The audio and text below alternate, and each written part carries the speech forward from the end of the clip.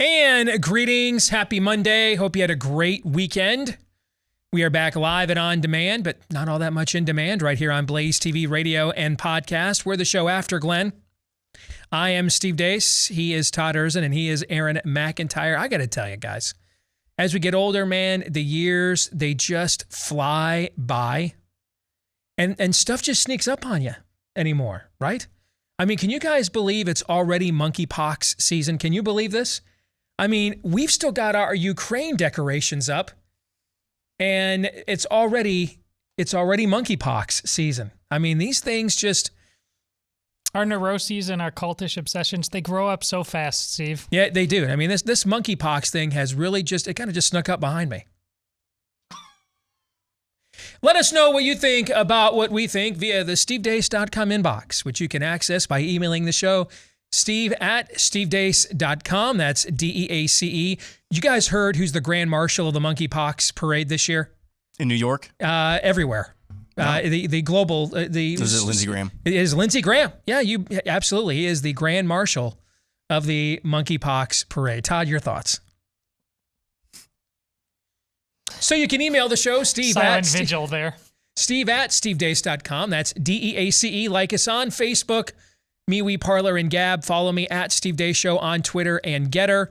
And then you can get clips of the show free to watch and free of censorship when you head over to rumble.com/Steve Deace Show. And if I remember today, I might even post over on Truth Social at Real Steve Deace is where you can find us there on Truth Social, which I have to tell you, when I do, I get a pretty big response. Now, I think we only have like 5,000 followers there, but they are a hearty bunch there on Truth Social. We had them do the Ask Me Anything a couple of weeks ago, man, and it's almost like everybody that follows me over there asked us a question, right?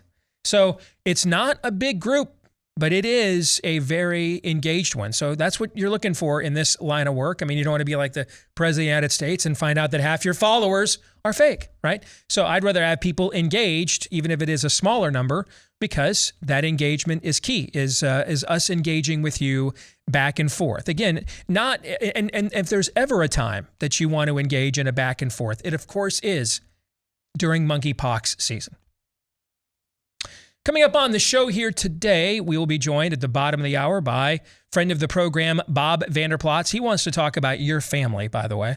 Really? I just haven't told you that yet because I just wanted to spring it on you.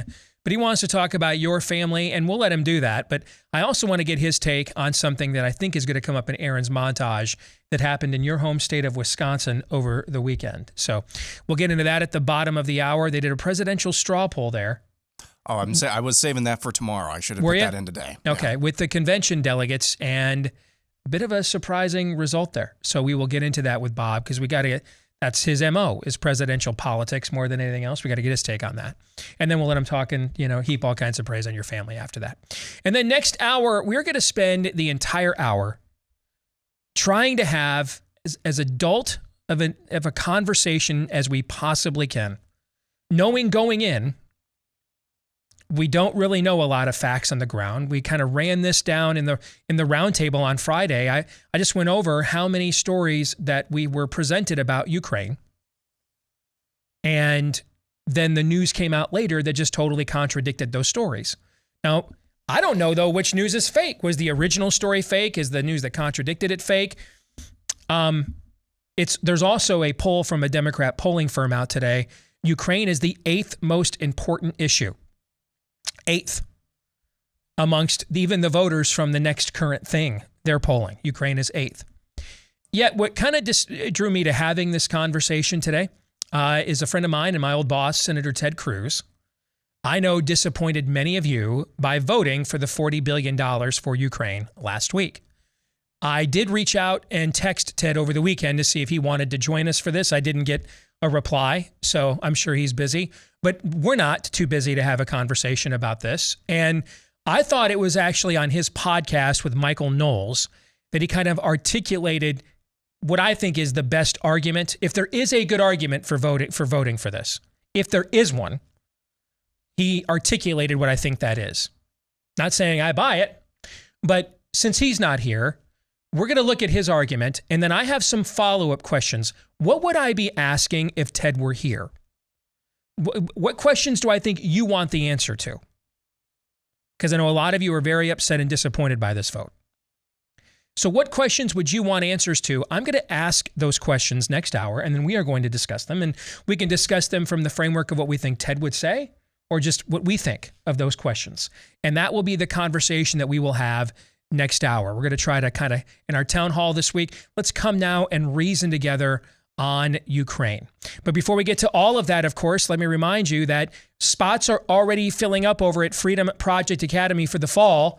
It is never too early to start planning out a better option for your kids to Dunkirk the hell out of the government school system. And one of the best that I know firsthand about is Freedom Project Academy.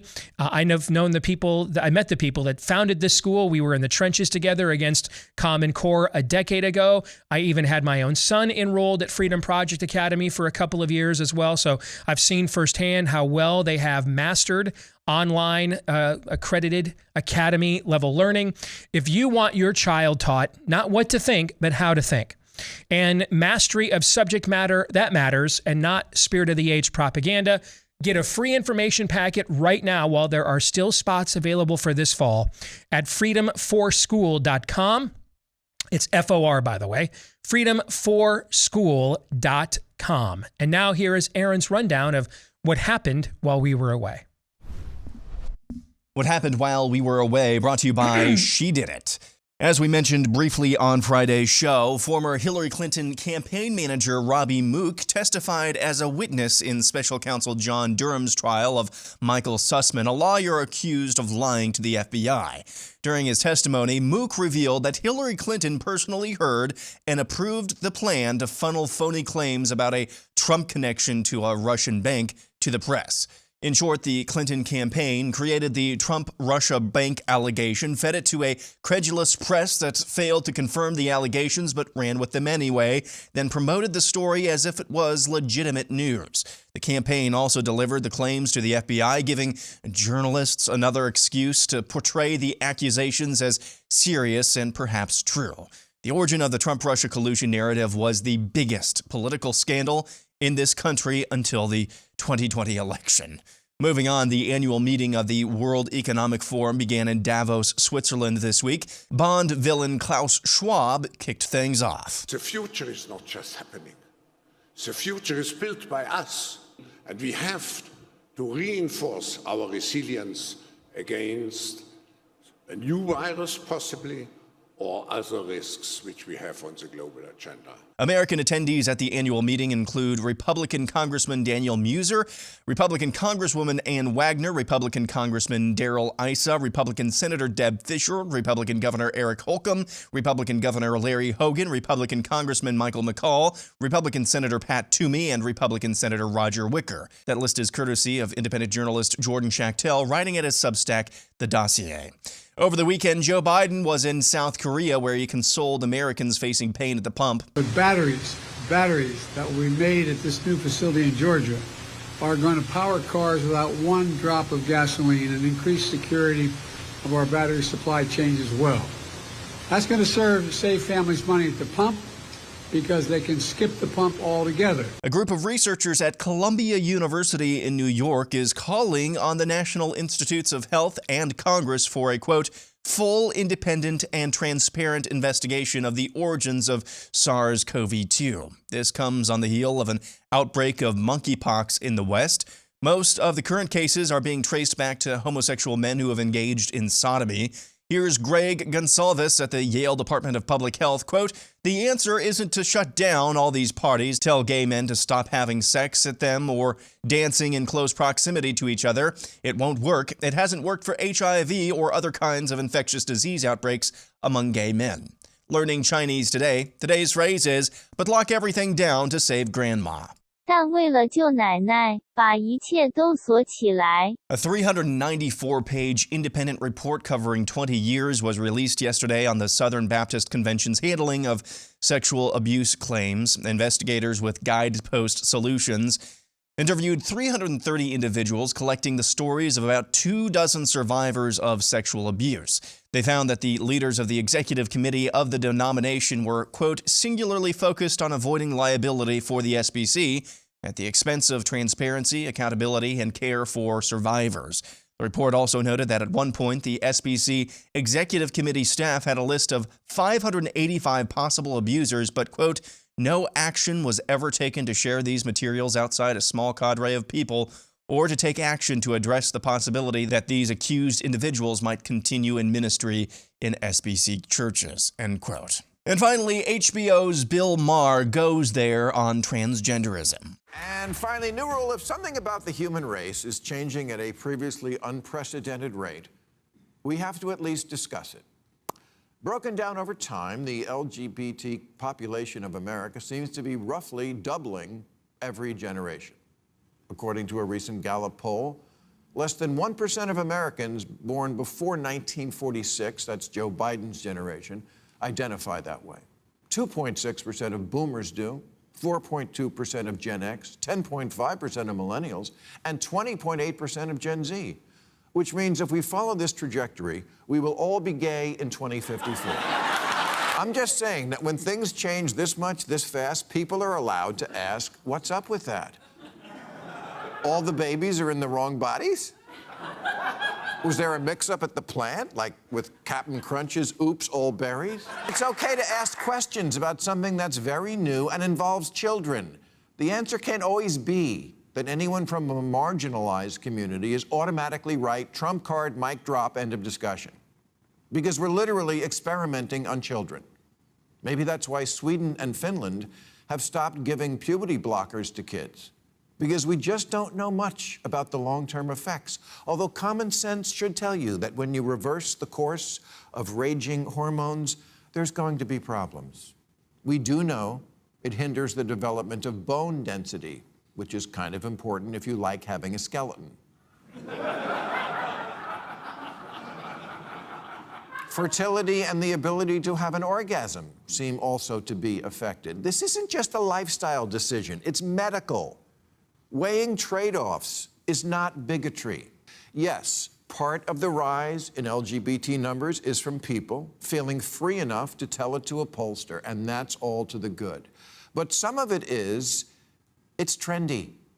Penis equals man? Okay, boomer. If you attend a small dinner party of typically very liberal, upper-income Angelenos, it is not uncommon to hear parents who each have a trans kid having a conversation about that. What are the odds of that happening in Youngstown, Ohio? If this spike in trans children is all natural, why is it regional?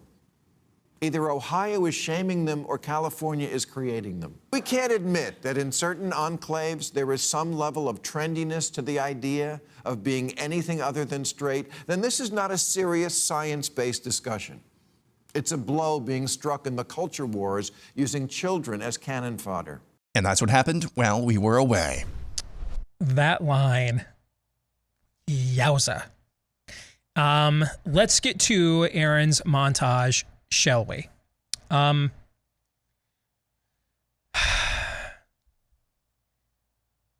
This is why it's key to be on the side of the truth and to reject tribalism. Because Columbia University is absolutely one of the worst given over to the spirit of the age institutions in America.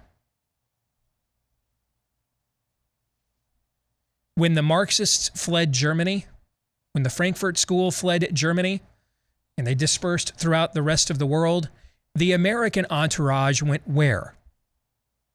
Columbia University. Some of, or among its most celebrated alums is an individual you all know, Barry Soetoro, otherwise known as President Barack Obama. President Barack Obama. A term we've used a lot on the show over the years, the Cloward and Piven term, which is to purposefully destroy a system in order to force people and herd people into one centralized command authoritarian structure. Where did that originate? From two Columbia professors married professors named Cloward and Piven. That was their strategy. They were open about it in the 60s, did TV interviews and everything. It wasn't something that they hid. They were declaring this. The Great Society wasn't going to go far enough. The dawn of the welfare state would not go far enough. So we had to overrun these systems from their infancy onward in order to herd people into one centralized command structure. You know, what we used to call communism in America. And yet here we are at Columbia University and in the National Academy of Sciences, which has lied about and overlooked how much sciencing over the last 26 months, other than all of it. And yet now suddenly, these two entities merge together. And if you read this piece, and I have, you should read it. It makes some very specific allegations about how viruses of natural origins don't behave this way. How did they get the genetic sequencing for their vaccines so fast? It doesn't make any sense. Evolution doesn't move this fast. In many respects, what they're writing is an academic quantification of what Ethical Skeptic has been tweeting about for 26 months, looking at data. How I did it? Yes. Now, I don't know. You know, Rush used to call this accidental journalism. In another context, accidental intellectual honesty. I don't know. Maybe it's just as simple as there's a sovereign God. He himself is the author and finisher of all truth. And eventually, therefore, because he is sovereign, the truth gets out, even if it comes from sources we would least expect. I don't know. I don't know the answer to that. But that's why I don't spend as much time on the show talking about sources of truth as much as we do the truth itself. Because that letter, with the exception of a lot of big words that I don't know, the rest of that letter, I could have written that verbatim. Daniel could have written that verbatim. And now we sit here. Now, I don't agree with the premise of everything that Maher claims in his rebuke of gender madness.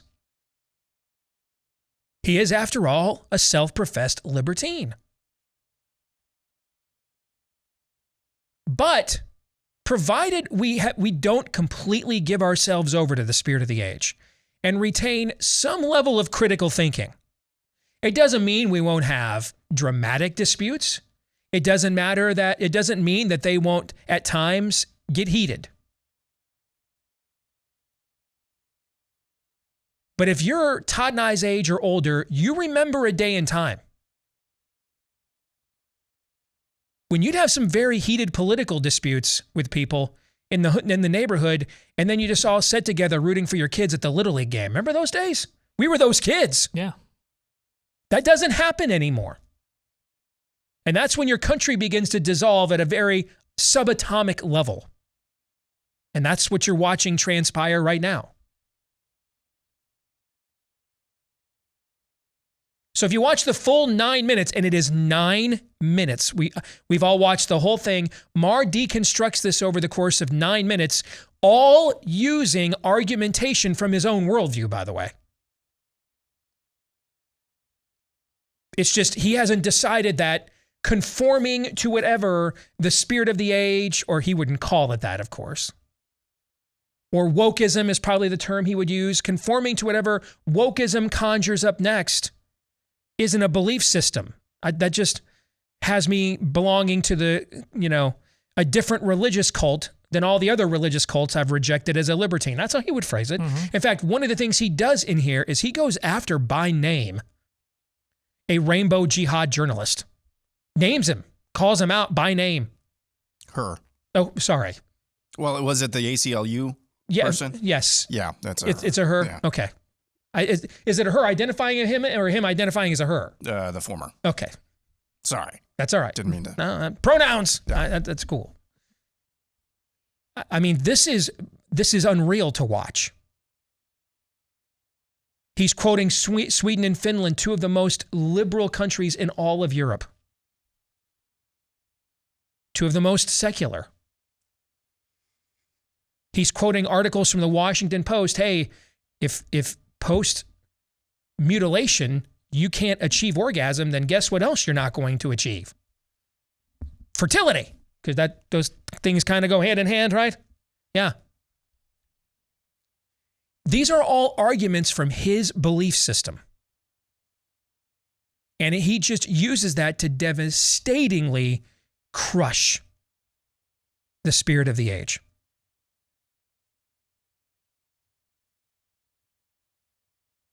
Now, I'm not out here to anoint him as our new hero.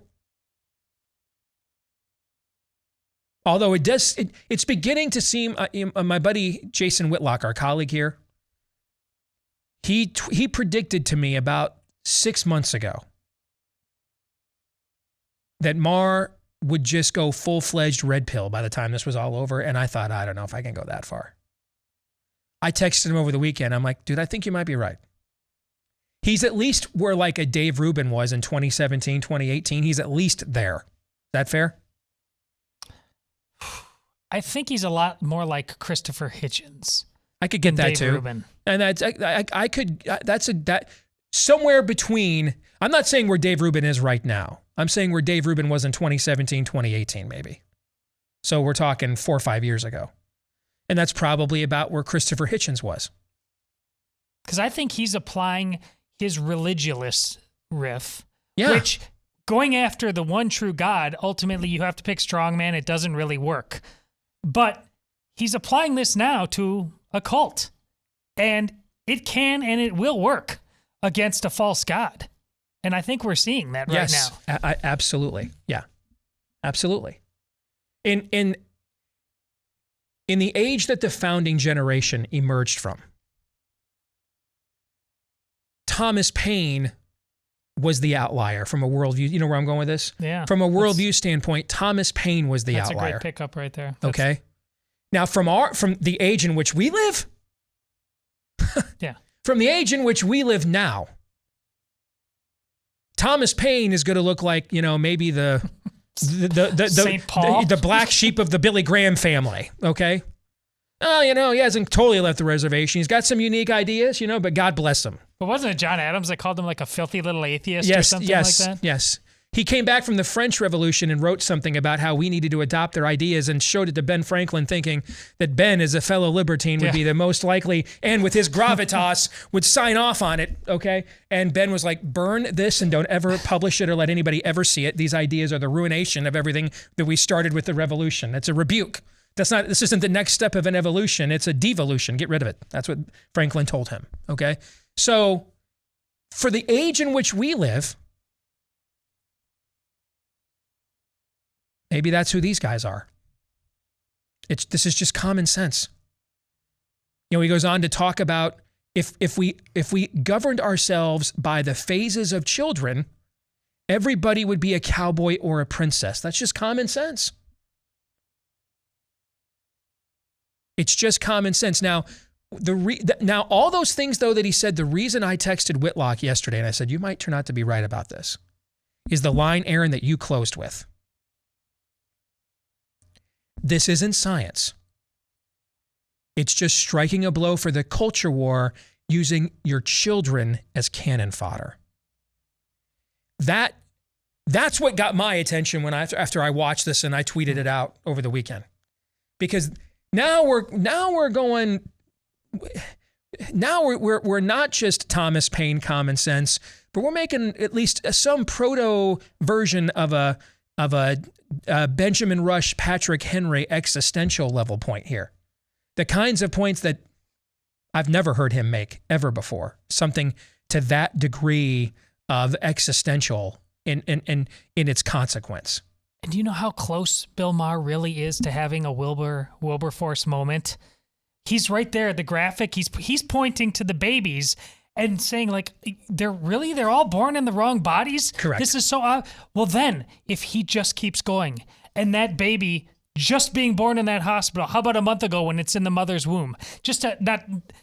Because obviously that topic is front and center with the courts. He's this close to figuring it all out. Pray for Bill Maher.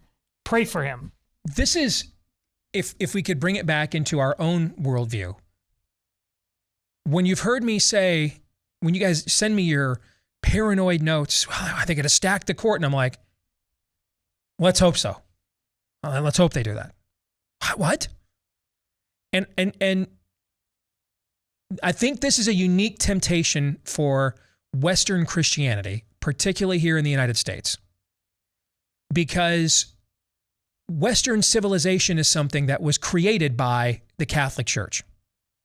The Catholic Church initiated the dawn of what became known as Christendom. And then, frankly, the Reformation is what brought it out of the Dark Ages and the Middle Ages and the feudal era. Meaning what? That the two largest distinct traditional genres of Christianity are largely responsible for many of the presuppositions and premises that we have about, or we were born into in the West that we're abandoning now, of course, in real time, but it at the very least inspired those things.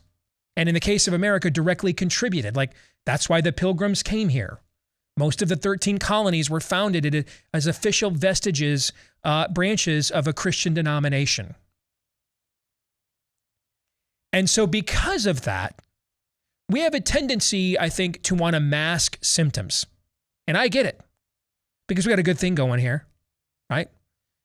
You have a good thing going here, and there's no point in going through the risk of a chemo for a 1%, or less danger of a cancer, right? Why put your body through something that radical for something that maybe a surgery or something else might treat? I understand we don't want the cure to be worse than disease, but the calculus, and we have learned that lesson in the last 26 months, right? But the calculus can work the other way too, where we just bury stuff. And then when we just bury stuff, people are never really confronted with the truth truly of what's going on or who they are.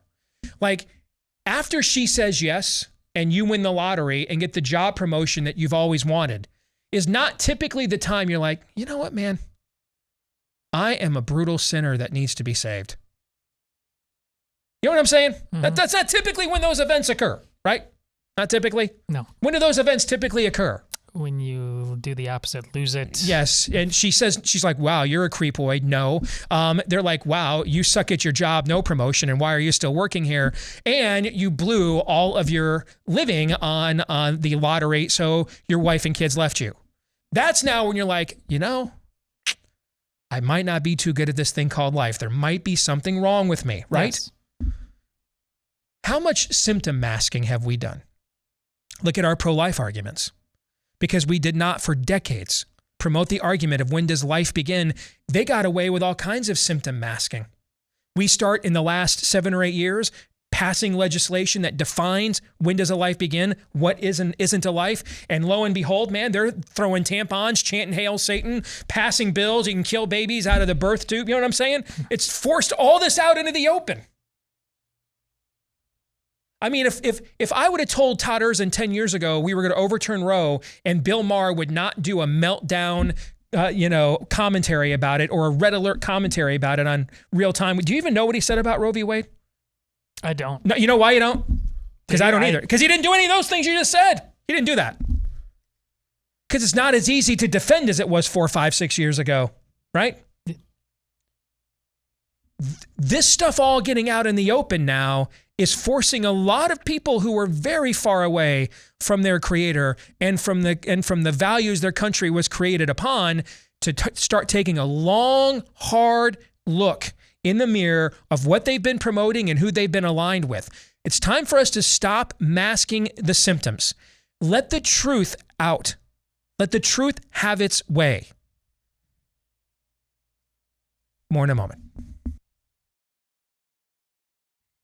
We've got a new contender into the top tier for the Built Bar flavor power ratings, guys. You haven't even said anything about that yet. I know, but I just haven't had a chance to try them. I tried one as my after-workout snack this morning, the brownie batter Built Bar Puffs. Oh my. Oh my. And if you are like me, you'll eat just about anything covered in chocolate. I mean, this is incredible how good these were. Right now, it's a strong number 3. It's going to take a lot to top chocolate chip cookie dough chunk. As you guys know, I'm like Elf, and candy corns. To me, chocolate chip cookie dough is a food group. Okay, Number 2, though, the coconut brownie chunk. This is right on its heels, man. I mean, the new brownie batter puffs. Now, the puffs line, if you are into marshmallow flavored stuff, these are real marshmallows covered in chocolate, and they just use those as the means to deliver the protein instead. These new brownie batter protein puffs from Built Bar are incredible. Incredible. And already, you know, we have very lofty standards where Built Bar is concerned around here. That's why if you want to try it, do it now. Get 15% off the greatest protein bar ever created when you go to Built.com, BUILT. Use the promo code DACE, my last name, to get 15% off your first or your next order. When you go to Built.com, promo code DACE to get 15% off for Built Bar today. Let's bring in our good friend Bob Vander Plaats. Good to see you, brother. How are you? I'm doing really well, and I know that that's a commercial read for you, but I know you well enough to know when you really, really, really mean it, and I know you don't do commercials unless you really mean it. You're really passionate about this stuff. Yeah, that I could not believe how good that was when I bit into that this morning. I was like, oh my. Other than the coconut one, life? I might be with you on some of that stuff. I'm not a coconut fan, but I may have to try these guys. You know what? If I were, you should try this. So flavor. After a bike ride, eat one of these. Absolutely. Before a bike ride, you won't believe it. Guys. You won't believe. This is the new thing you'll be smuggling into the movie theaters. Okay, for when you want a candy, but it's a little bit better or a lot better health alternative and maybe even a little bit better tasting at the exact same time. This is incredible how good it is. I'm looking forward to it. 2 things I wanted to talk to you about today. The first is something I wanted to ask you about. Then the second is something you want to talk about. Sure. All right. So, state of Wisconsin held its GOP convention over the weekend. Now, for those that don't know, the convention typically with the delegates in most states is where the people most committed to the ideology are.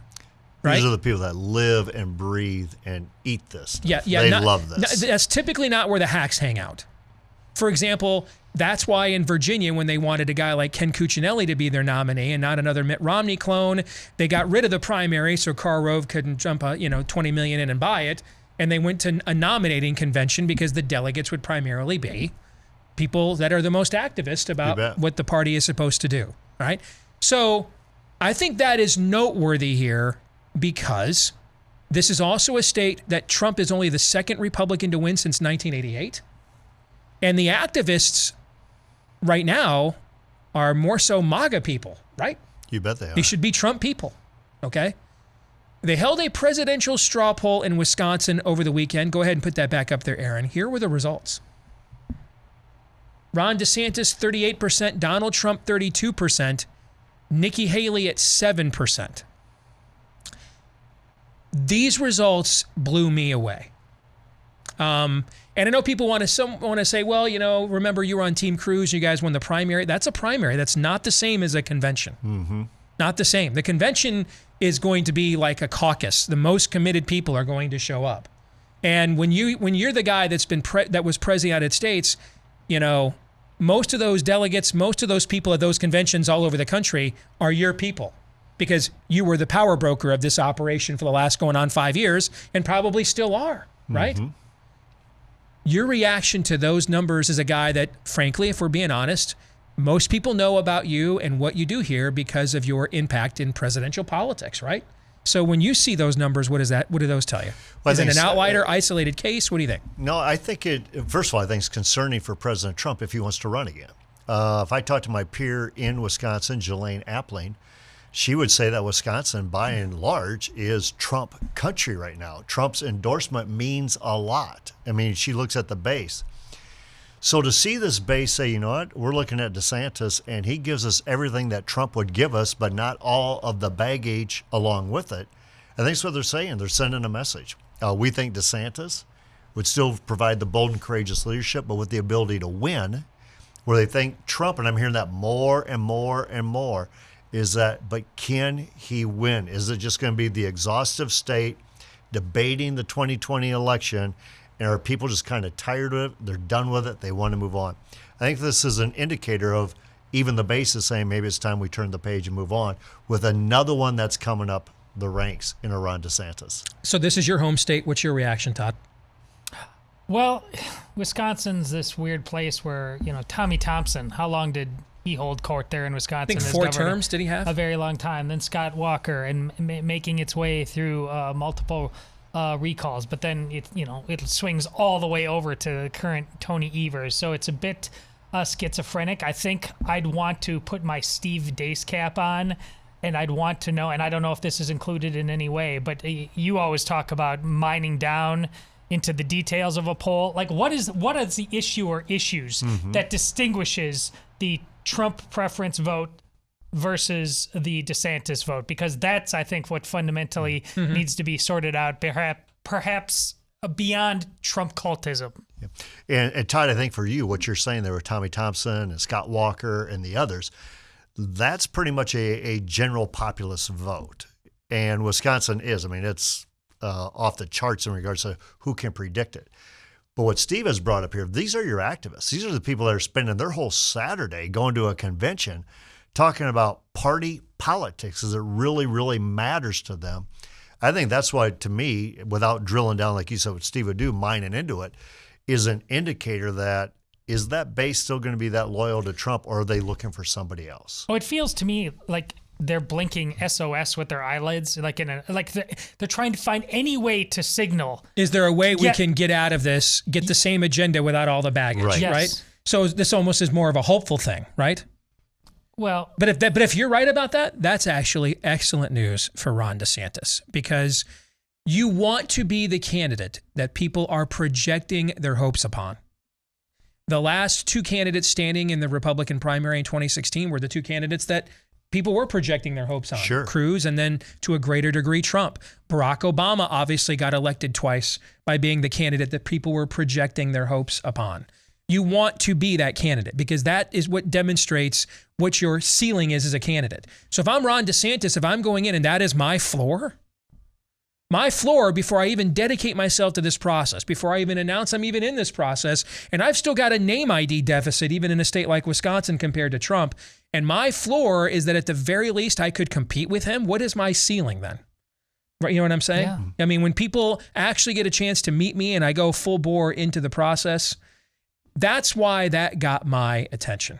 So let me speak into that a little bit about what is his ceiling, because we've seen this rodeo before too. Scott Walker, you brought him up. Scott Walker was going to be the heir apparent nominee in 2016. Walker put terrible people around him to convince him how to run for president. Rick Perry, remember Rick Perry in 2012? He steps on stage, he's going to be the nominee. Yeah. Again, bad counsel. If I'm Ron DeSantis, if you want that floor to be your floor and your ceiling to be great upside, put the right people around you and respond to people, even when you think, I don't know if I want to waste my time with them. Make sure you are responsive. Otherwise, the fates of Scott Walker, Rick Perry's, others lie before you. So I think his ceiling is great, but who he puts around himself right now, if he's really looking at this, great point, is going to determine his ceiling. Yeah, whoever you've got around you in Florida, bring them with you. And don't pull a Walker or a Perry and think, well, now that I get out of my state is when I go hire all the national people to make me legit. Well, here's that's the what experts. ruined those candidacies. Yeah, here's the experts. Here's how you play the game. Right. And all of a sudden, as a matter of fact, Tim Pawlenty said this. Remember Tim Pawlenty? Yeah. He was a shiny new object. Yeah. Pawlenty said to me, they're constantly, I needed to pay or just be one deviation below, say, like a Mitt Romney. He goes, in fact, I should have just been one deviation above a Rick Santorum in spending, and I might have been a nominee. Anyhow. Good stuff. Right. So the other thing you wanted to talk about was Todd and his family, specifically his oldest daughter, Ainsley. Go ahead. Well, yeah, Ainsley Erzin, and I know you got Todd, so I don't know how much time you spend on that, but what a compelling story. And the reason she draws at my heartstrings a little bit, I tell my boys about Ainsley all the time, is Ainsley had to be, 5th, 6th, 7th grade, and I'm coming in here, we're doing a show at night. And she's in between soccer practices, track practices, doing homework out in the lobby there. I show her the refrigerator, give her refrigerator rights. Show her all the bad snacks are to where you're not going to be a great trackster or a soccer player. This is the stuff Deace is eating during commercial breaks. Completely stay away from it. Yes. These are not Built bars. Yes. Built better, not Built better, Built bars. But, and then seeing the conviction of her on a stage like this. I think one is a lot of times parents are looking to models. And Todd, I know you and Jill aren't saying, hey, look at us, we're the model parents. But something went right. Something went right to say, this is conviction that's passed on to our daughter. She's willing to use her platform to take a stand and still compete at the highest of levels.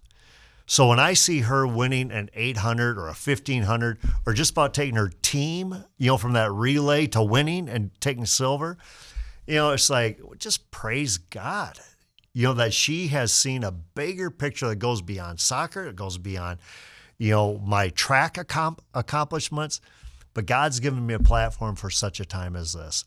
And to see her in all of her mannerisms or her responses to winning, a class act. And so today when parents are looking for models, I think Jesus is our model, right? But sometimes it helps to have that human inspiration of a Todd and a Jill and an Ainsley and a family that, they're trying to do it right. So I want to say congrats to you. Thank you for sharing Ainsley with us. And we are a ministry that cheers her on, and we'll definitely keep her in our prayers as well. Humbling. When all 4 of my daughters got baptized, I just don't let me screw this up, God. She's yours. She's really ultimately not mine. And I think that's a prayer that many of us as men have prayed in this room at some point as fathers. But Bob, we couldn't have, when she went out and stepped out to save girls sports, again, we talk a lot on the show about me standing alone at school board meetings, and she knows that. But she got so much help, from the governor to you, people who said, "Oh no, you're not standing alone," and that's why it was so important. Here I am, Lord, send me. You have no idea where that can take you in life individually, but you know where it's taken so many people and so many generations before when they finally put down their shiny idols and said, "I'm yours, Lord." And she's been pretty easy girl to raise, and she's got a warrior's heart. Steve talks a lot about his oldest daughter having the old man in him. Ainsley's got some of the old man in her too. She can be salty when she wants to, and when she smells the BS, she says, "I think it's time to do something about this." Well, what I loved about Ainsley, all the way back from the days of, again, me waiting to get on the show late at night, and she's out in that lobby studying, just her humble spirit, her humble demeanor, kind of like, I know God's given me gifts, but she didn't walk around like I'm all that. And even after she has every right track-wise in the world to walk around like, all that swagger, I'm all that. She doesn't walk around with I'm all that. And when she saw an opportunity, she wasn't looking for it, but when she saw an opportunity, my voice needs to be heard here, she was willing to stand up and to seize that moment, seize that day. So we think there needs to be a lot more Ainsleys, and hopefully there's a lot of girls and boys looking up to somebody who is willing to take a stand with a pretty big platform. Well, in this culture, they're going to have the opportunity. Really, it's just a simple matter of saying yes or no to it. How did she do this weekend at the state track meet? 2 state titles. So she's the back-to-back state champion in the 800 meters and the 1500 meters. She set the state meet record, which is not the all-time best in Iowa, but the state meet record in the 1500 in Class 3A, and she's the national champion in the 800, so she already was the all-time leader in that, so you didn't match that at the state meet, but it was pretty neat. She got to take it all in. She the last race, she said, I felt great, and I kind of knew I had it halfway through on the 1500, but she went secretariat. So you've seen it? Yeah. She wanted to just kind of I felt bad for the second place gal who also, by the way, is blowing the field away. Yeah. She might have, though, just finished in comparison. I'm so glad you mentioned that, because that girl, Peyton Noe, is the cross-country champion in Iowa. She's the 3,000 champion. She's from Ballard, is that right? She's from Ballard. Yeah. Her father is a fan of the show. Great people. I mean, she's destroying the field. Yeah. There's no one. I don't even know. I couldn't see the third place runner in the frame. And then, but Ainsley just went secretariat at the end. Well, so she wanted to just take the race in, so she didn't go the whole race like she was racing for a PR. She said, "I really got to I said, make sure you take it all in because, yeah, you're going to go on to cool stuff at Arkansas, but you never get to do this again. And she said that last lap was just like pure joy. But it's such a great point because somewhere in the middle of the 1,500 and the 3,000 in cross country is where those because I've seen that girl that Ainsley just beat put Ainsley in the hurt longer once the distances get bigger. And that's what's so special about that sport. There's all kinds of ways to celebrate human excellence and great family. It was and that meet, we set an attendance record, beautiful weather for the most part. Make your kids do this sport if they don't have another one. It is a way of there was a prayer circle again, just like last year before the 1,500. It takes people as close to God as any sport I've experienced. And the discipline it takes to compete at that level. And then you're trying to beat yourself, a personal best, even almost more so than the competition. I want to beat my personal best. It reminds me when you go back to Paul, I believe it's 2 Corinthians 9, where he says, I beat my body, I make it my slave. And that's what I see with Ainsley, not just to win track accomplishments, but to keep my eye on the prize as well. So for what it's worth from here, from our ministry, the family leader, and myself and Darla and our family, we want to say well done, well done. Thank you for you and Steve. Every time I need to get away to watch her, you said, go do it. That's life. Both of you, thank you for your blessings. You bet. Bob, we got to run. Thank you, man. Way to end. Nice pun. Do you like that? Every now and then. Got to run. Every now and then I pull one out. Every now and then. It's just very few and far between. We will come back in hour 2 and try to see if it is possible to have a thinking man's conversation about Ukraine. We will do that here in just a few moments. All right, back with hour 2, live and on demand here on Blaze TV, radio, and podcast. Steve Deace here with Todd Erzin and Aaron McIntyre, and all of you. Let us know what you think about what we think via the stevedeace.com inbox. You can email us, steve@stevedeace.com. Like us on Facebook, MeWe, Parler, and Gab. Follow me on Twitter and Getter @Steve Deace Show. Look for us as well over on Truth Social @Real Steve Deace, and get clips of the show over on rumble.com/Steve Deace Show. And for those of you who listen to the podcast, thank you. Please hit like, follow, subscribe, whatever applies on your podcast platform. Leave us a 5-star review as well. And we want to thank all of you that have done those things already. This part of the show brought to you by My Patriot Supply. We're now having to import emergency stashes of baby formula. Again, when will it be the next time that couldn't ever happen here happens anyway? We've seen a lot of that the last 26 months. Why not with the food supply? That's why you want to make sure you've got peace of mind with the 3-month emergency food kit from our friends at My Patriot Supply, that you can rely on them when food shortages hit. Don't pass up the chance to get the food you're going to need. These are in stock. They ship fast. You can even qualify for free shipping, 3 square meals a day, plus snacks and drinks, the 2,000 plus calories you need when you go to preparewithdace.com. Go there and you'll get it for $150 off. $150 off when you go to preparewithdace.com. These stay fresh for up to 25 years with proper storage at preparewithdace.com for $150 off. So this hour is when we do our Monday Town Hall. Most of the time it's an Ask Me Anything, but every now and then there's a topic that I think we should do a deep dive on, and that is the case here this week. I think we should do a deep dive on Ukraine. And I made this decision after I saw this video from a friend of mine and my former boss, Senator Ted Cruz. Watch. Listen, Russia is a very real danger. Putin is a very real danger, but there's a bigger danger, and that's China. Communist China is watching this. She is watching this, as you remember, and I said this on the podcast. When Joe Biden surrendered to the Taliban and had the disastrous failure in Afghanistan, I said at the time the chances of Putin invading Ukraine have just risen tenfold. And I said the chances of China invading Taiwan have risen tenfold because they've looked at the man in the Oval Office. They've taken the measure of the man. Well, right now, she is watching what happens in Ukraine.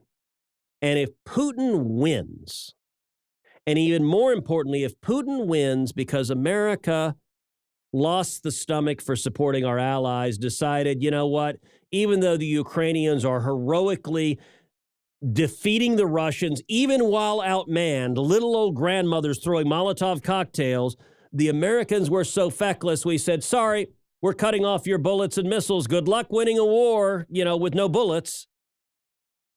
I think the chances of China invading Taiwan skyrocket dramatically. And you want to talk about profoundly dangerous. One of the reasons we don't want China to invade Taiwan, if they invade Taiwan, it gives communist China a stranglehold on semiconductors produced worldwide. Vast percentage of the semiconductors produced in the world are produced in Taiwan. It literally puts us in a position where we're dependent on China for essential electronics. And there are one of two outcomes in that. Either one, they sell us chips that they put spyware on to monitor everyone, and that's the best case scenario. Best case scenario is China now has spyware everywhere. Worst case scenario is they say, screw you, no more chips for you. It's like the soup Nazi in Seinfeld. No soup for you, no chips for you. That is a terrible outcome. And I believe, look, she is watching this. At the outset of this Ukraine war, the Biden administration told Congress repeatedly, said this war is going to be over in 2-3 days. Russia's going to roll in, conquer Ukraine. It's all going to be over. Nothing to see here. Turned out the entire Biden admin was spectacularly wrong. Every day this war drags on, every Russian casualty, every dollar that the Russians pour down a rat hole in this war, A, hurts Russia and Putin, which is good for America, but B, I think, increases the deterrence on China of further military aggression. So I don't want America to project so much weakness that we invite China to be aggressive and invade our neighbors. And by the way, invite Venezuela to do the same thing, invite North Korea to do the same thing, invite Iran to do the same thing. There are a lot of bad guys in the world.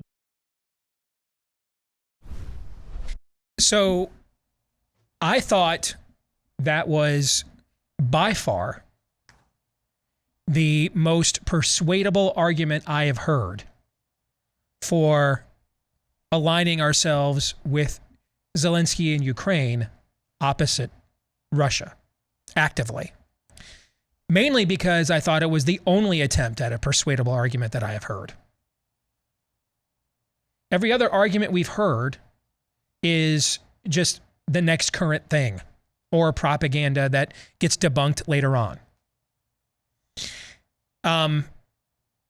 I know the guy. That clip, by the way, is from Ted and his podcast that he does with Michael Knowles over at the Daily Wire. I think it's called The Verdict. So we want to give them credit for that.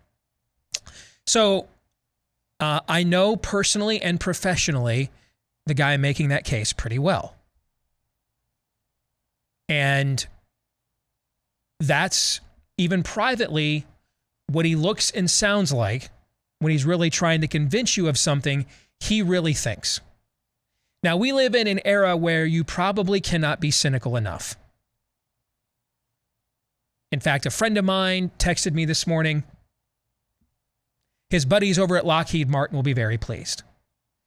And I kind of chuckled. We should note that Texas does lead the nation in most defense spending from the DoD and from defense contractors of any state in the union. The latest stats I could find was 2019. $83 billion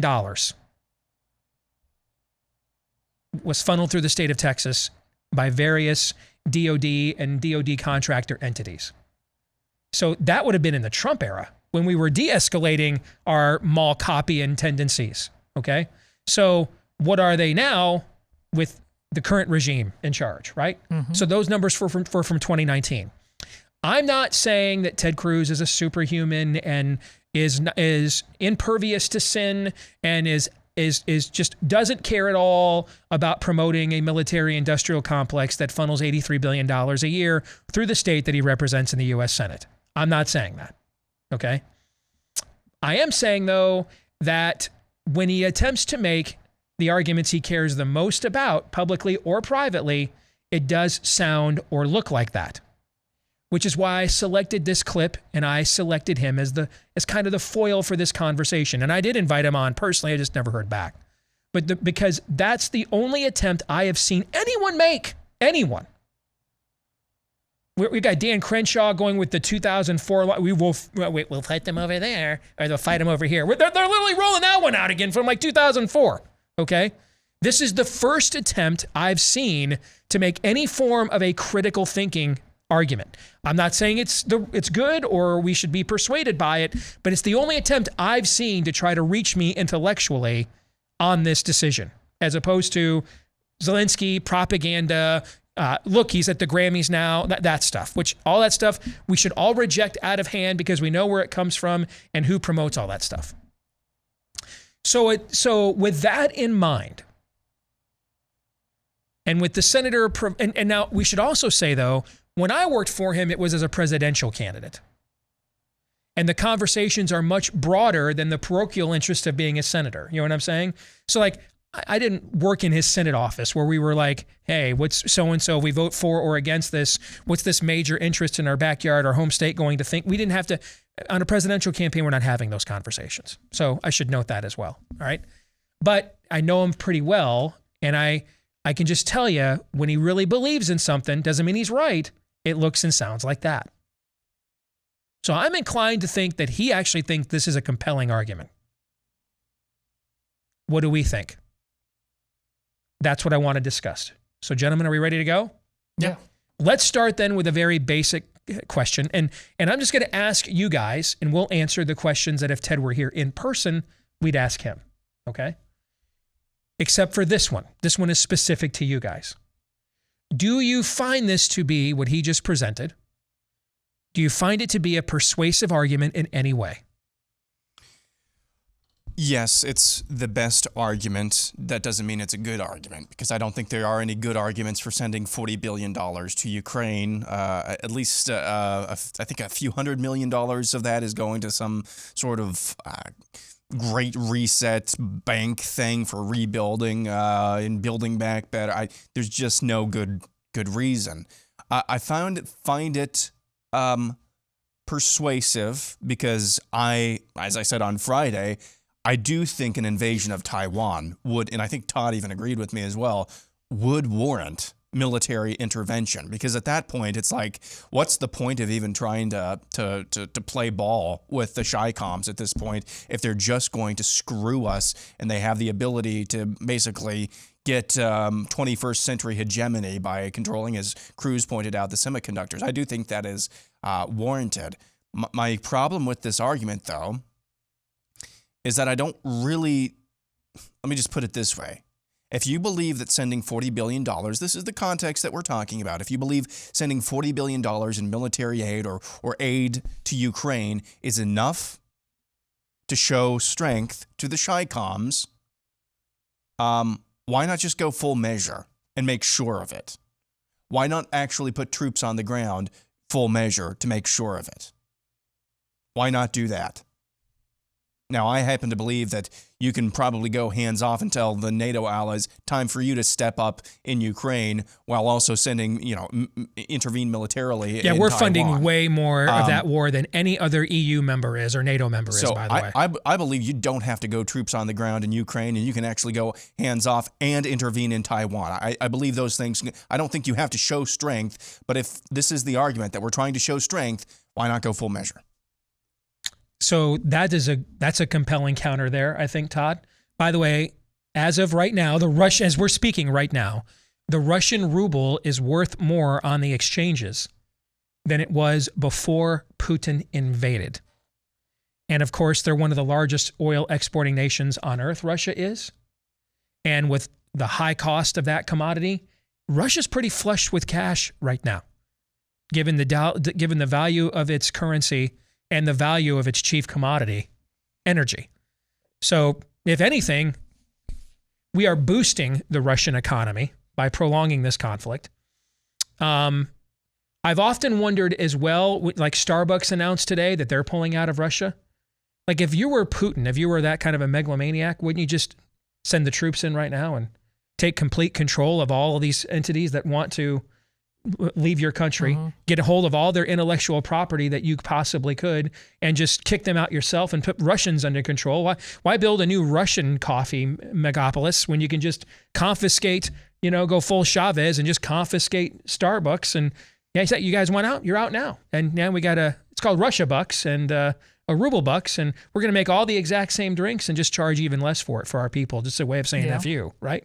So I don't, other than clearly militarily, this has not gone to plan for Russia.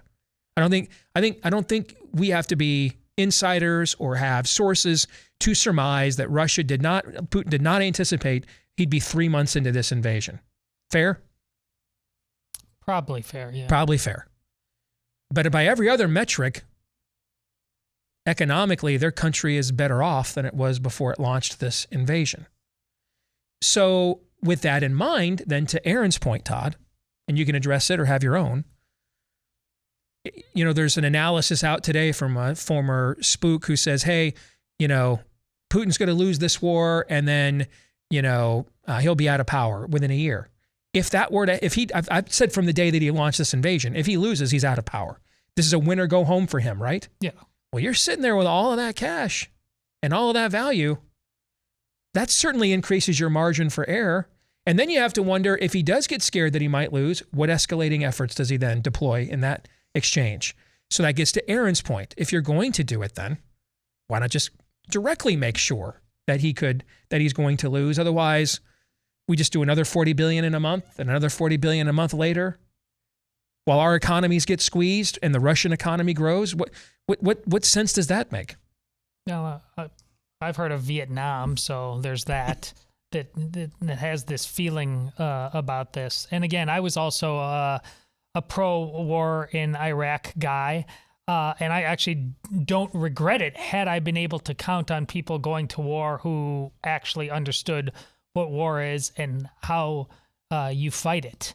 But as with Vietnam, couldn't figure that one out. As with Iraq, we couldn't figure that one out. Tried way too many ways to be too smart by half. And I get why that happened. All kinds of men get weak in the knees when it comes, look at how long it took Lincoln to find his grant.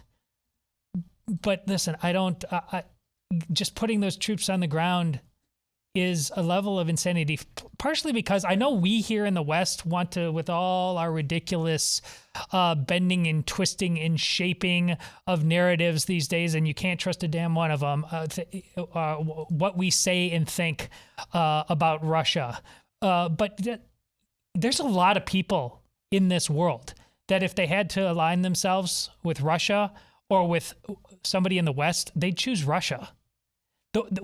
How is the credibility going right now in the West? Ted makes the argument. I don't find it compelling. Ted makes the argument that China will laugh at us and that'll be why they would go in, because of how we didn't know how to answer the bell on this. They're laughing at us for 100 different reasons that have nothing to do with Russia-Ukraine war. We don't know what a gender is. Okay, they're laughing at us for that. Also, China is rather unstable itself right now. They're busy locking up their own citizens. This is not like they're all of one mind at the moment, ready to charge into the great future and begin their own hegemony. I don't think that's the case. And coming back to Ukraine itself, Ukraine is not just an innocent victim. A lot of people there are, but same with Russia. As we said last week on two different occasions, Friday, and I can't remember if it was Thursday or Wednesday, which day, what the hell is going on in Ukraine? What kind of money laundering system is going on there? Why would we just assume that this is pure evil? This thing, people are painting this as this is the opening scene of Star Wars, Steve. It's the little galactic cruiser. It's not that. That's fantastic. I wanted to preface my comments with taking the way that Ted Cruz is describing this conflict in Ukraine at face value, because I don't believe any of it. Maybe he has access to information that we don't, but I don't believe much of anything that I see. I don't believe the way that it's being portrayed is necessarily 100% true. All right, let's get to some follow-up questions then. How many people that voted the way Cruz did, do you think did so for the same reasons that Cruz articulated? Can you help me out with that? Because with my weekend, like, what was the vote? Only 11 people in this. Only 11 voted no. Okay, only 11. Yeah. And the ones who did, I know Rand Paul, who. It's a very small group. Tom Cotton voted for predictable, I guess, is what you're saying. Yeah. So our buddy Ron Johnson voted for it as well. Okay. So it's a very, very small group. Well, the answer is very few people. Even if they would say the same thing as Ted Cruz, I trust Ted Cruz to this be an intellectually honest argument. I wouldn't take that to be the case. I would guess that others. Cotton's rationale is probably very similar. I would guess, whether he would articulate the exact same way or not. But I think I agree with you. That's a very small number. Because otherwise this would have been the messaging all along, right? What's funny is before I saw this video, I kind of thought of this argument Friday during the roundtable when we were discussing this. Mm-hmm. I kind of just thought about it. You guys remember this live on the air? And I'm like, and I said to Paul Alexander, who was our guest panelist on Friday, I'm like, if this was the rationale for why they were doing this, wouldn't they have made this argument the entire time? This is the first time I've actually heard this argument, is when Ted rolled out with it over the weekend. Because this would actually be the most compelling argument, if there is one. If a compelling argument exists, to me, this is the only chance at one, in my view. Now, next one. How much do you really believe China's decision to invade or not to invade Taiwan is tied to what happens in Ukraine or what America projects in Ukraine? See, I'm not trying to be difficult here. I'm just rejecting the premise of the question. America, whether or not we put troops on the ground or send $40 billion to Ukraine, America right now, as you've pointed out before, is not projecting strength. Spending $40 billion is not projecting strength. Putting boots on the ground is not even projecting strength when you have a dementia patient leading your country. So I don't think it really matters Ukraine. I don't think Ukraine really matters right now. I think China is just looking and sizing us up holistically, and that's going to be what they make their decision upon. I don't really think it depends much on what happens in Ukraine. Because ultimately, if Ted does believe this, Todd, sincerely, and then he has to go all the way with it, then, doesn't he? We have to go all the way. We can't afford to have a defeat there either, because it shows weakness at any point.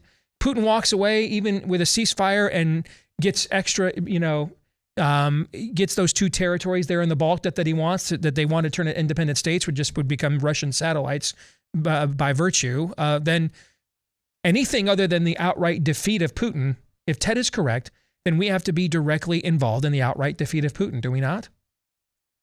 I don't think so, for this reason. And first of all, this is a question that anybody in Ted's world, you have to answer this question, regardless of the gravity of the variable at hand. The question that I'm asking, you've got to know what a Russia win means for geopolitical stability. That's just what you have to do. But listen, this cuts both ways in terms of, like I said, China looks psychologically unstable right now. Its own people are clearly not with the leadership on several fronts. And also, economically speaking, if you know the 400-pound gorilla America is hitched to its wagon to you, you can kind of do what it's done economically. And you've talked about it with the debt and calling the note out in the past. But this cuts both. If they decide to sever that, what happens to the debt? What happens to their own? Yeah, we may not get the tech, but listen, who's buying all their manufacturing? Where's exactly. Where all those purchases coming from? We don't just have a sword of Damocles over our head. They have one over their head too. That's a great point. China, you're talking about? Yes. Yeah. Yep. That's a great point. We'll come back here in a moment with more of the follow-up questions to discuss on Ukraine right after we tell you about our friends at ExpressVPN. Using the internet without ExpressVPN, that's like walking your dog in public without having it on a leash. Most of the time, maybe you're going to be fine. But what if that one day your dog runs away or something even worse happens? You're going to wish that you had it on a leash. Especially when you can put your internet on a leash very simply with ExpressVPN. Every time you connect to an unencrypted network, whether that's restaurants, hotels, airports, online data is not secure. Any hacker on that same network can gain access and steal your personal data. But with ExpressVPN, you will create a secure encrypted tunnel between your device and the internet so they can't do that, to the point it would take a hacker with a supercomputer and over 1 billion years to get past ExpressVPN's encryption. So easy to install. You can just do it with a click and about 5 minutes apiece on all your various devices. And right now, get 3 extra months for free at expressvpn.com/Steve. Sign up for the year. They'll give you an extra 3 months for free at expressvpn.com/Steve. Again, that's expressvpn.com/Steve. All right, next question I want us to discuss. Would you describe Ukraine as a kleptocracy prior to the Putin invasion? And if so, then what is its specific strategic importance beyond what perceived message a successful Russian invasion would send other rogue regimes? Because here's why I'm asking this. That's an entirely subjective analysis, is what signal these other rogue regimes get. Because as you're pointing out, China's trying to put down an incursion that it's sparking right now in its most prosperous province of Shanghai. Okay, I mean, their economy is off to a more sluggish start this year than our own is. So they've got their own domestic problems. This is entirely subjective. It's just one game of poker. You don't really know what the other side's thinking because it's not like you're watching it on TV when you can see what hand they're holding. You know what I'm saying? We don't really know. That's entirely subjective. It's also a bad game of poker, by the way. And I've heard you play more than I do, but I've talked to people who play and how the good ones, when somebody in there in Vegas and somebody really doesn't know what they're doing, and there's a sort of order to it. I mean, and they're just like you sense weakness, blurting out ridiculous bets that make no sense, and it just throws everything off. That reminds me of what's going on here. It's like bad poker. Because I don't think China is in a stable situation right now, like what we faced with the Soviet Union in the 80s. Because there wasn't the back and forth of goods and services between the two countries, as you just pointed out. They were an iron curtain. They were isolated from the rest of the world and trying to absorb more parts of the world into their form of an isolation. There was not the sort of global economic back and forth recidivism like exists between us and China right now. No, so, it's an economic MAD. It's an economic mutually assured destruction. Agreed. So even if they wanted to do what Ted is claiming, they couldn't afford to do it right now any more than we could. Okay, that doesn't mean, by the way, we want to project weakness to Beijing. We're not saying that. We're pointing out the dangers, though, of this entirely subjective analysis. And so, is there something else then? So let's move beyond the subjective analysis and trying to, mind meld with Xi thousands of miles away. Okay, is there anything like objectively we can say Taiwan objectively has strategic importance? That's objectively true, regardless of what our current relationship with China is. That's objectively true that it does, and he articulates that, right? Okay, what is the objective importance of Ukraine then, aside from what would be the perception of Maduro and Xi and Khomeini? What's its objective importance to the average American? What is it? To the average American? See, this is what I was getting at with hands off on Ukraine, hands on with Taiwan, if it comes to that. Because to the average American, I'm not really quite sure. There's a lot of... I guess what value it has to the Biden family, but what about for everybody else? Fertilizer, but I'm not sure how much of that we get from you. Yeah, that's true. There's really very little. This is a European problem. And, at the end of the day, all things being equal, forgetting for a moment that Vladimir Putin is just an evil man, forgetting that from if it was any other country and another superpower was attempting to make Ukraine or a country on your doorstep into somewhat of a satellite-friendly state of that superpower, you would feel what? You would feel threatened.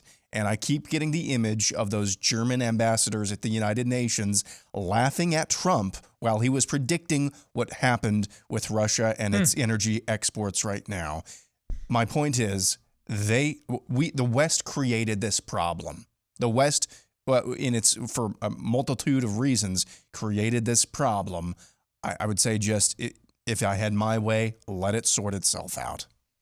I think the truth is at stake. People have no idea how badly we've been gaslit. We talk all the time on the show, like what actually is real. Steve, for a couple years now, talking about, we can't even debate the news because we don't even know what the news is. This is crazy voices in our head time, but listen, I really think it's what I meant about a lot of the world looks at Putin as a guy who may be able to sort through the BS. There's a lot of the world that's absolutely exhausted with America and Western civilization because of, they know what we spam out into their culture. And if Putin does find out, Russia collusion, Ukrainian Trump getting impeached for it. Like there's the Biden family. If he goes in there and this is Geraldo Rivera opening Al Capone's vault and it's full of stuff and he's the guy that finds it out, that's a changing of the world order for Russia. All right, when we come back, some more follow-up questions as we attempt to have a rarity, an adult conversation about anything, but even more so when it comes to Ukraine. More in a moment.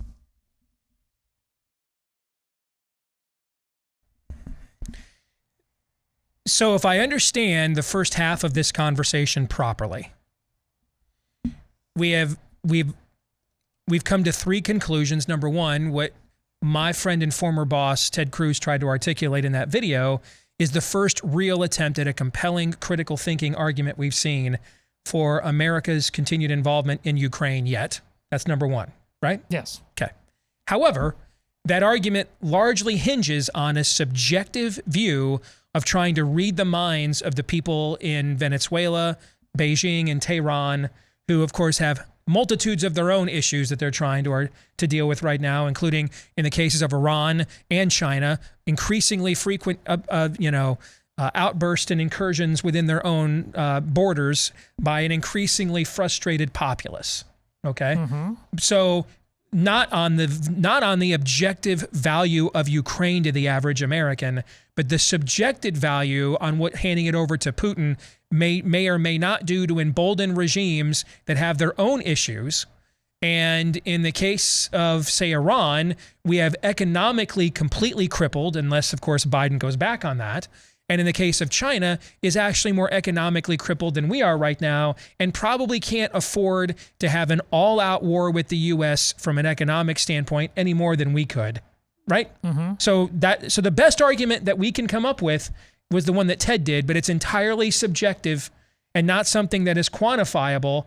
And then thirdly, if it is indeed true that subjectively we cannot afford to hand for Putin to win there, then we're now asking the average American family to just have an open-ended conclusion of what it would take in order for Putin to be delivered that defeat, with nothing off the table then, because if it's true that we can't afford to let Putin win, then we can't afford, that's either true or it's not, right? So if it's not, then how far we have to be willing to go to all the way then to make sure that does not occur, right?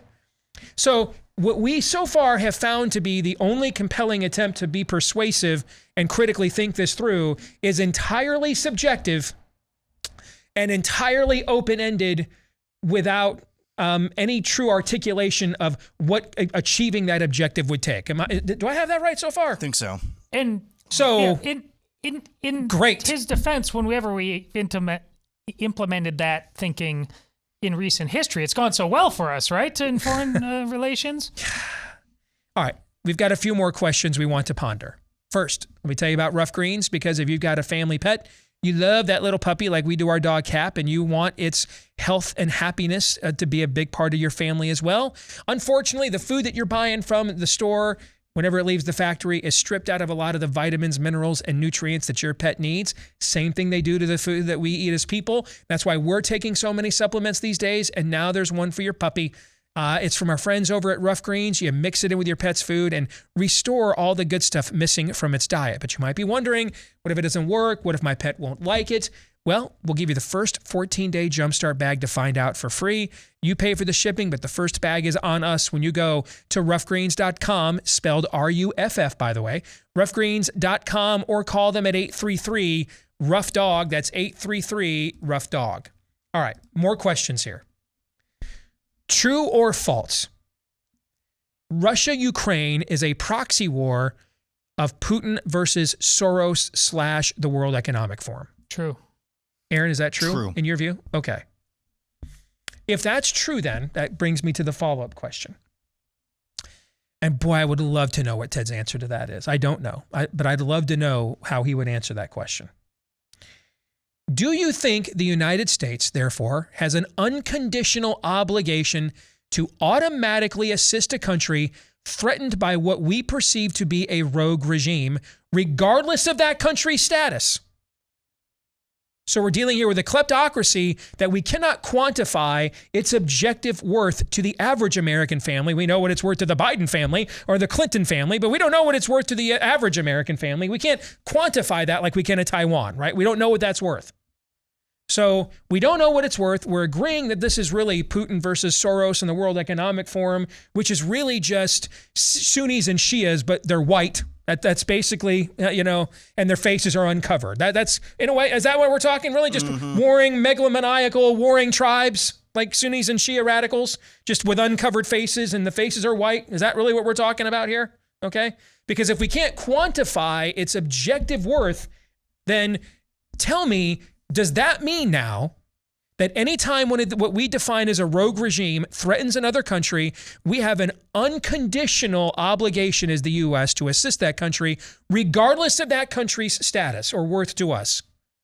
And then when should that obligation, therefore, be extended all the way to its dramatic conclusion of Americans on the ground in order to prevent the growth of that rogue regime's presence? How would we define that? It's funny. This is the question. I realize that you writing these questions down, again, a friend, this is the question I know you had already answered it for yourself. Mm-hmm. Of course not, Steve. No, this is the full circle question. Exactly. We're ending where we began here. Yes. The answer is no. There is a great strategic value, especially when we're talking about, let's just say one thing, specifically semiconductors. That was just one example of something that Taiwan and exports. 50 of you have emailed me and said, why aren't we building our own damn semiconductors? And that's a good point. It's a good question that I cannot answer for you, unfortunately. But yes. Soros and the World Economic Forum, no. Amen. Go ahead, Aaron. Finish your point. Yeah, so that's the logical conclusion. In if North Dogwood Republic is invaded by Liechtenstein, should we intervene with that? Because I don't know, they're exporting too many illegal cigarettes. What is the line? Okay, what is the line of demarcation when it comes to us intervening and playing world's cop? Okay, it's if we're going to do this in Ukraine, which, as you noted, has no strategic value, or at least none. Or at least none that they've communicated to us beyond we must stop Putin. What are we doing here? Especially when you consider the rest of NATO is doing like diddly squat compared to us. What are we doing? And take it from me, even after Iraq and the failures, as I said, I support. I'm saying everything I'm saying. But my philosophy is, if you have means, I'm Spider-Man, where Peter Parker says to Tony, "Why are you doing this?" Because if you have the power to stop the bad guys and you don't, then it's on you. I mean, I believe in being the world's cop and saving those who can't save themselves when the time is right. I really institutionally, that's part of my fiber. But none of this connects those dots. None of it to me. Number 7, were the freedoms of Americans more threatened by Putin or the state and federal governments here at home over the last 26 months? It's the latter. This is, like I said, with 6 and 7, this is where I know you're asking questions, but your questions are answered. I mean, yes, it is the latter, of course. Why does that matter? Because who the hell are, we're falling apart here. Yeah. Yes. How the hell are we anybody's savior right now? That's exactly right. Yeah. It's why. First of all, I'm funding the very government industrial complex that put a mask to my face and a proverbial gun to my head over those 26 months. Yeah. I'm just funding them right back. I'm empowering them all the more. I feel like probably a wife who's married to a workaholic hey, I'd like a little attention over here. Yeah. Could I have a little bit of love? And you're doing 15 other things. Working 3 jobs and doing it. Could I have a little bit of attention? It's please? one thing for the Russian people to rally around Stalin when the swastika is making its way to Leningrad and Moscow. Mm-hmm. Is that happening in our own country right now? Is Putin's forces? No. Is the Russian Confederation flag 100 miles outside of Washington D.C. or even within 100 miles of our own seas at this point? Red Dawn is real, but it's not coming from Russia. It's coming from our own universities. Exactly. So it's one thing to rally around Stalin because the swastika is making its way to Leningrad and to Moscow. It's another thing to rally around Stalin as he's locking down Leningrad and Moscow and experimenting on. You see my point? Yes. What the hell do I want to align with these people against? To me, that's why I started with what is Ukraine's value, because we have to assert that before I decide that it's worth inviting Stalin to Yalta. If it's not that level of a problem, then my real problem is Stalin. Mm-hmm. Fair? Yeah. Fair. Was in 1934, 1932, who was a bigger problem to Europe, Stalin or Hitler? Stalin. Did the calculus change in 1938, 1939? We could certainly begin to make those kinds of arguments, could we not? Certainly can make those arguments in 1941, 1942, after France falls and most of Western Europe and England stands alone. Could we see? You see my point? Of course. We're doing the calculus in real time here. I don't see how anyone can possibly claim they have, if you were awake at all the last 26 months, that our way of life is much more threatened by our own government than it is Vladimir Putin. I don't know how you could possibly claim otherwise, unless you're in on it.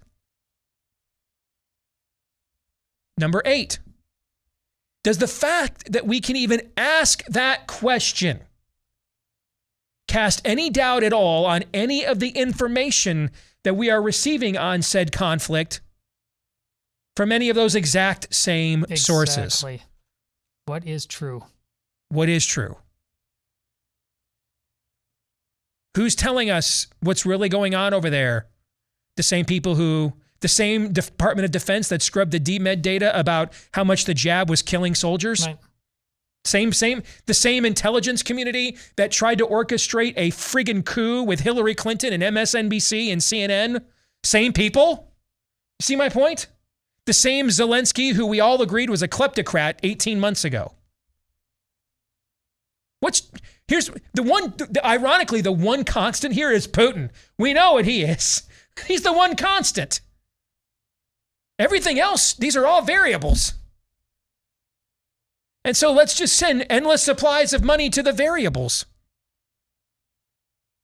No one calls time out and says, I've got a few questions here first. Final question. What do we say to those who demand we defend our own borders before defending somebody else's? Ted, you're senator of a state that right now has a southern border, not far from where you live in Houston, that is at the complete mercy of drug cartels and human traffickers.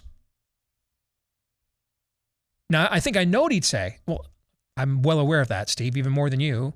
And that's why I have been doing everything I could possibly do. I went down there last year when no one else would.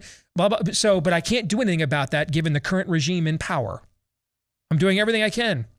But I can do something about Ukraine. To which I would counter, my friend, have you considered asking yourself at all, because these are the questions my audience would like to ask you. Have you considered asking yourself at all why the same people you can't get to move to defend their own borders are anxious to defend Ukraine's? Are these the right character witnesses when it comes to border security, like anywhere in the friggin' world? Starting with their own backyards. You know what I'm saying?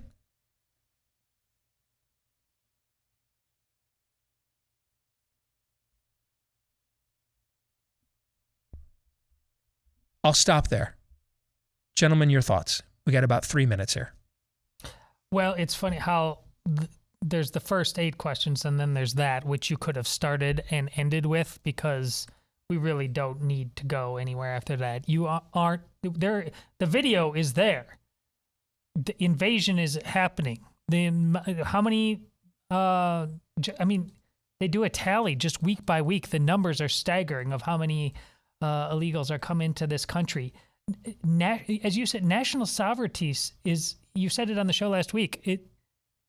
Nobody believes in it here in America, and you want us to believe that it's sacrosanct there?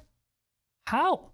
It was a perfect way of doing this. The first 8 in this, which simultaneously make the first 8 a moot point, but also sum them up in an alpha and omega way. We're not dealing with serious people here.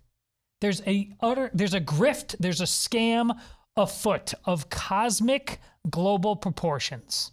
Don't fall for it.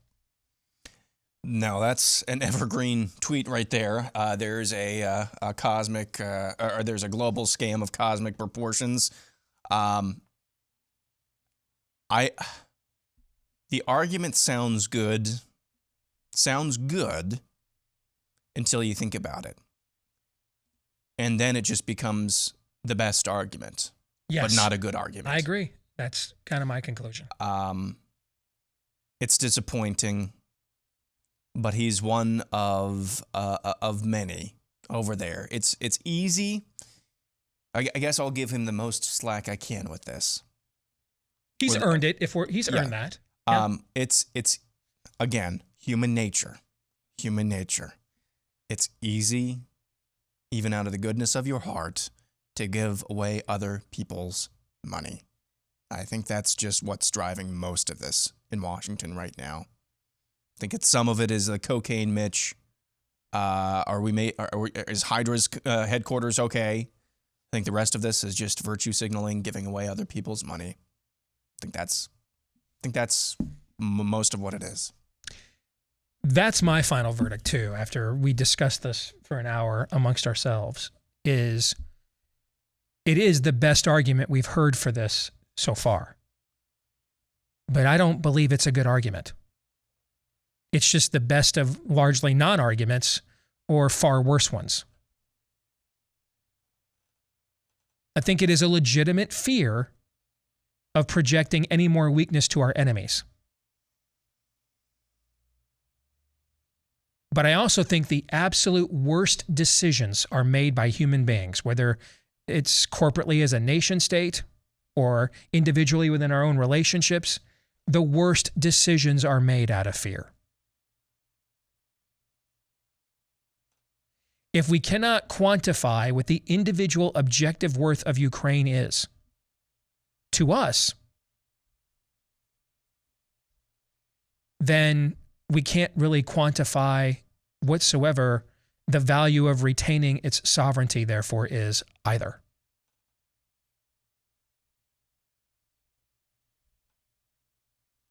And therefore, we cannot quantify why it is worth any level of additional suffering and sacrifice for the American people, given all the other suffering and sacrifices that are being inflicted upon them at this particular moment. That's our verdict. What do you think? We're back at it again tomorrow, noon to 2 Eastern. Do not miss today's overtime at blazetv.com/Deace, by the way. Until then, John 3:17.